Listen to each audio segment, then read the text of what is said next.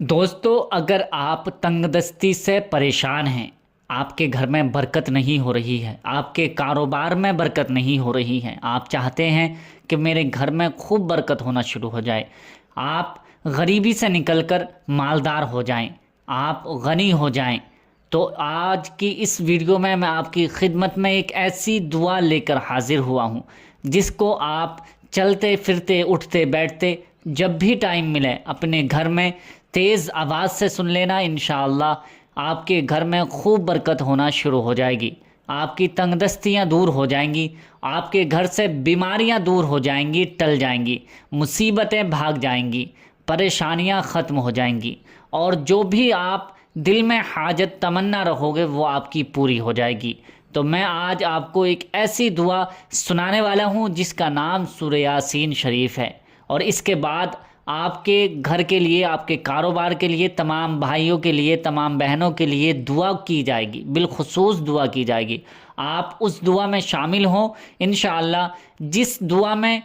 حدیث پاک ہے کہ جس دعا میں 40 لوگ اکٹھا ہو کر آمین کہہ دیتے ہیں، اس دعا کو اللہ پاک ضرور قبول فرما لیتا ہے۔ تو آپ سے گزارش ہے کہ آپ اس دعا کو سننے کے بعد، دعا ہوگی، دعا میں شامل ہوں، ہاتھ اٹھا کر دعا ساتھ میں مانگیں، اور آپ آمین بھی ضرور کہیں، اور کمنٹس میں آمین ضرور لکھ دیں، ہمیں پتہ چلتا رہے تاکہ کس کس نے آمین کہا ہے، بالخصوص ان کے لیے دعا کی جائے گی۔ آپ اس ویڈیو کو زیادہ سے زیادہ شیئر کریں تاکہ لوگوں تک یہ ویڈیو پہنچے اور وہ دعا میں شریک ہوں، اس دعا کو سنیں تاکہ ان کی پریشانیاں دور ہو جائیں اور ان کی مصیبتیں ٹل جائیں، پریشانیاں ختم ہو جائیں، اور بیماریاں بھی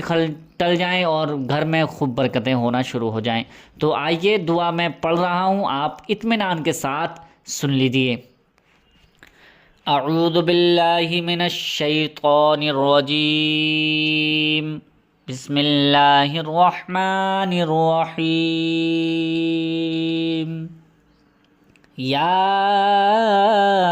یاسین والقرآن الحکیم انک لمن المرسلین علی صراط مستقیم تنزیل العزیز الرحیم لتنذر قوما ما انذر آباؤهم فهم غافلون لقد حق القول على أكثرهم فهم لا يؤمنون إنا جعلنا في أعناقهم أغلالا فهي إلى الأذقان فهم مقمحون وجعلنا من بين أيديهم سدا ومن خلفهم سدا فأغشيناهم فهم لا يبصرون وسواء عليهم أأنذرتهم أم لم تنذرهم لا يؤمنون إنما تنذر من اتبع الذكر وخشي الرحمن بالغيب فبشره بمغفرة وأجر كريم إنا نحن نحيي الموتى ونكتب ما قدموا وآثارهم وَكُلَّ شَيْءٍ أَحْصَيْنَاهُ فِي إِمَامٍ مُّبِينٍ وَاضْرِبْ لَهُم مَّثَلًا أَصْحَابَ الْقَرْيَةِ إِذْ جَاءَهَا الْمُرْسَلُونَ إِذْ أَرْسَلْنَا إِلَيْهِمُ اثْنَيْنِ فَكَذَّبُوهُمَا فَعَزَّزْنَا بِثَالِثٍ فَقَالُوا إِنَّا إِلَيْكُم مُّرْسَلُونَ قالوا ما أنتم إلا بشر مثلنا وما أنزل الرحمن من شيء إن أنتم إلا تكذبون قالوا ربنا يعلم إنا إليكم مرسلون قالوا ما علينا إلا البلاغ المبين قالوا إنا تطيرنا بكم لئن لم تنتهوا لنرجمنكم وليمسنكم منا عذاب أليم قالوا طائركم معكم أئن ذكرتم بل أنتم قوم مسرفون۔ وجاء من أقصى المدينة رجل يسعى قال يا قوم اتبعوا المرسلين اتبعوا من لا يسألكم أجرا وهم مهتدون وما لي لا أعبد الذي فطرني وإليه ترجعون أأتخذ من دونه آلهة إن يردني الرحمن أأتخذ من دونه آلهة إن يردني الرحمن بضر لا تغني عني شفاعتهم شيئا ولا ينقذون إني إذا لفي ضلال مبين إني آمنت بربكم فاسمعون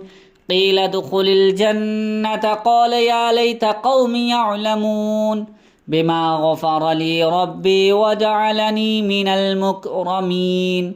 وما أنزلنا على قومه من بعده من جند من السماء وما كنا منزلين إن كانت إلا صيحة واحدة فإذا هم خامدون يا حسرة على العباد ما يأتيهم من رسول إلا كانوا به يستهزئون ألم يروا كم أهلكنا قبلهم من القرون أنهم إليهم لا يرجعون وإن كل لما جميع لدينا محضرون وآية لهم الأرض الميتة أحييناها وأخرجنا منها حبا فمنه يأكلون وجعلنا فيها جنات من نخيل وأعناب وفجرنا فيها من العيون ليأكلوا من ثمره وما عملته أيديهم أفلا يشكرون سبحان الذي خلق الأزواج كلها مما تنبت الأرض ومن أنفسهم ومما لا يعلمون وآية لهم الليل نسلخ منه النهار فإذا هم مظلمون والشمس تجري لمستقر لها ذلك تقدير العزيز العليم والقمر قدرناه منازل حتى عاد كالأرجون القديم لا الشمس ينبغي لها أن تدرك القمر ولا الليل سابق النهار وكل في فلك يسبحون وآية لهم أنا حملنا ذريتهم في الفلك المشحون وخلقنا لهم من مثله ما يركبون وإن نشأ نغرقهم فلا صريخ لهم ولا هم ينقذون إلا رحمة منا ومتاعا إلى حين وإذا قيل لهم اتقوا ما بين أيديكم وما خلفكم لعلكم ترحمون وما تأتيهم من آية من آيات ربهم إلا كانوا عنها معرضين وإذا قيل لهم أنفقوا مما رزقكم الله قال الذين كفروا للذين آمنوا أنطعم من لو يشاء الله أطعمه إن أنتم إلا في ضلال مبين ويقولون متى هذا الوعد إن كنتم صادقين ما ينظرون إلا صيحة واحدة تأخذهم وهم يخصمون فلا يستطيعون توصية ولا إلى أهلهم يرجعون ونفخ في الصور فإذا هم من الأجداث إلى ربهم ينسلون قالوا يا ويلنا من بعثنا من مرقدنا هذا ما بعد الرحمن وصدق المرسلون إن كانت إلا صيحة واحدة فإذا هم جميع لدينا محضرون فاليوم لا تظلم نفس شيئا ولا تجزون إلا ما كنتم تعملون إن أصحاب الجنة اليوم في شغل فاكهون هم وأزواجهم في ظلال على الأرائك متكئون لهم فيها فاكهة ولهم ما يدعون سلام قولا من رب رحيم وامتازوا اليوم أيها المجرمون ألم أعهد إليكم يا بني آدم ألا تعبدوا الشيطان إنه لكم عدو مبين وأن اعبدوني هذا صراط مستقيم ولقد أضل منكم جبلا كثيرا أفلم تكونوا تعقلون هذه جهنم التي كنتم توعدون اصلوها اليوم بما كنتم تكفرون اليوم نختم على أفواههم وتكلمنا أيديهم وتشهد أرجلهم بما كانوا يكسبون ولو نشاء لطمسنا على أعينهم فاستبقوا الصراط فأنى يبصرون ولو نشاء لمسخناهم على مكانتهم فما استطاعوا مضيا ولا يرجعون ومن نعمره ننكسه في الخلق أفلا يعقلون وما علمناه الشعر وما ينبغي له إن هو إلا ذكر وقرآن مبين لينذر من كان حيا ويحق القول على الكافرين أولم يروا أنا خلقنا لهم مما عملت أيدينا أنعاما فهم لها مالكون وظللناها لهم فمنها ركوبهم ومنها يأكلون ولهم فيها منافع ومشارب أفلا يشكرون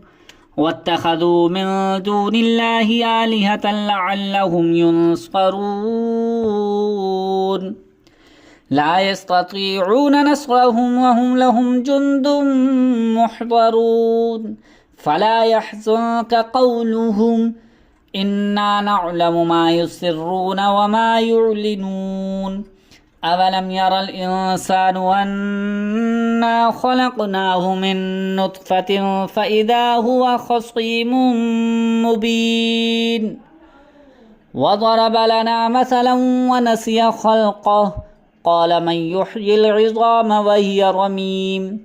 قل يحييها الذي أنشأها أول مرة وهو بكل خلق عليم الذي جعل لكم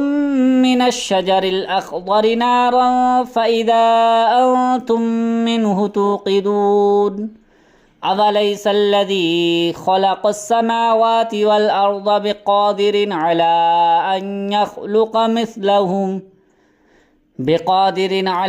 أن يخلق مثلهم ولا بلى وهو الخلاق العليم إنما أمره إذا أراد شيئا أن يقول له كن فيكون فسبحان الذي بيده الملكوت كل شيء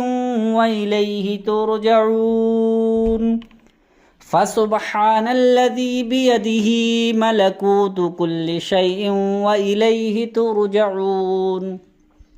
فسبحان الذي بيده ملكوت كل شيء وإليه ترجعون بسم الله الرحمن الرحيم عما يتساءلون عن النبأ العظيم الذي هم فيه مختلفون كلا سيعلمون ثم كلا سيعلمون ألم نجعل الأرض مهادا والجبال أوتادا وخلقناكم أزواجا وجعلنا نومكم سباتا وجعلنا الليل لباسا وجعلنا النهار معاشا وبنينا فوقكم سبعا شدادا وجعلنا سراجا وهاجا وأنزلنا من المعصرات ماء ثجاجا لنخرج به حبا ونباتا وجنات ألفافا إن يوم الفصل كان ميقاتا يوم ينفخ في الصور فتأتون أفواجا وفتحت السماء فكانت أبوابا وسيرت الجبال فكانت سرابا إن جهنم كانت مرصادا للطاغين مآبا لابثين فيها أحقابا لا يذوقون فيها بردا ولا شرابا إلا حميما وغساقا جزاء وفاقا إنهم كانوا لا يرجون حسابا وكذبوا بآياتنا كذابا وكل شيء أحصيناه كتابا فذوقوا فلن نزيدكم إلا عذابا إن للمتقين مفازا حدائق وأعنابا وكواعب أترابا وكأسا دهاقا لا يسمعون فيها لغوا ولا كذابا جزاء من ربك عطاء حسابا رب السماوات والأرض وما بينهما الرحمن لا يملكون منه خطابا يوم يقوم الروح والملائكة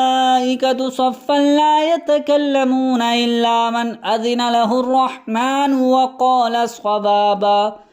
ذلك اليوم الحق فمن شاء اتخذ إلى ربه مآبا إنا أنذرناكم عذابا قريبا يوم ينظر المرء ما قدمت يداه ويقول الكافر يا ليتني كنت ترابا صدق اللہ العظیم۔ یا اللہ یا رحمان، ہم نے تیرے پاک کلام پاک کی تلاوت کی ہے، ورد کیا ہے مولا، اس کلام پاک کی برکت سے ہماری تمام پریشانیوں کو دور فرما، ہمارے گھر میں خوب خوب برکتیں عطا فرما مولا۔ ہم نے جس مقصد کے لیے اس قرآن شریف کی صورت کو سنا ہے، اس دعا کو سنا ہے مولا، اس کی برکت سے تمام بھائیوں کے گھروں میں خوب خوب برکتیں عطا فرما، خوب خوب کاروبار میں برکتیں عطا فرما، جس کی جو تمنا ہے دلی جائز تمناؤں کو پورا فرما مولا۔ بہت سے بھائی بہن مجھ سے دعا کے لیے بولتے ہیں، دعا کے لیے کہتے ہیں، ان تمام بھائی بہنوں کی دعاؤں کو قبول فرما، ان کے تمام جائز مقصد کو پورا فرما، تمام پریشانیوں کو دور فرما دے۔ جہاں جہاں بھی مومن بھائی پریشان حال ہیں، سب کی پریشانیوں کو دور فرما مولا۔ فلسطین کے مسلمانوں کی حفاظت فرما مولا، ان کی غیب سے مدد فرما مولا، ان پر اپنا خاص فضل و کرم عطا فرما مولا۔ ہمیں زیادہ سے زیادہ قرآن شریف کی تلاوت سننے اور پڑھنے کی توفیق عطا فرما مولا۔ ہمارے گھروں سے پریشانیوں کو دور فرما، جو بھائی جو بہنیں بیمار ہیں یا ان کے گھر میں کوئی اور بیمار ہے، یا اللہ ان کی بیماریوں کو شفائے کلی عاجل عطا فرما، غیب سے شفا عطا فرما، تمام پریشانیوں کو دور فرما۔ جن جن بھائیوں نے دعا کے لیے کہا ہے مولا، ان کی دعاؤں کو قبول فرما، ہر آفات و بلیات سے محفوظ فرما۔ پیارے آقا نبی کریم صلی اللہ تعالیٰ علیہ وسلم کی صدق طفیل سے مولا، اس کا تمام کا ثواب پیارے آقا نبی کریم صلی اللہ تعالیٰ علیہ وسلم کی بارگاہ میں پیش کرتے ہیں، قبول فرما۔ ان کے تمام ان کے وسیلے سے مولا تمام انبیاء علیہ السلام، تمام صحابہ، تمام شہداء، تمام اولیاء کرام، تمام نیک بندے نیک بندیوں کی بارگاہ میں پیش کرتے ہیں، قبول فرما۔ کل مؤمنین کل مؤمنات کی بارگاہ میں پیش کرتے ہیں، قبول فرما۔ مولا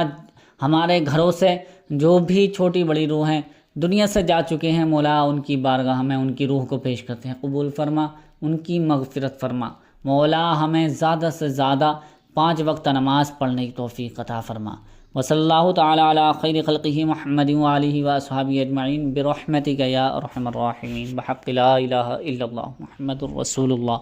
پیارے دوستو، یہ دعا بھی پوری ہو گئی ہے اور آپ نے بارہا سنا ہے، اور آمین ضرور کمنٹس میں ضرور آمین لکھیں۔ پتہ نہ کب کس کی آمین کو اللہ رب العزت قبول فرما لے،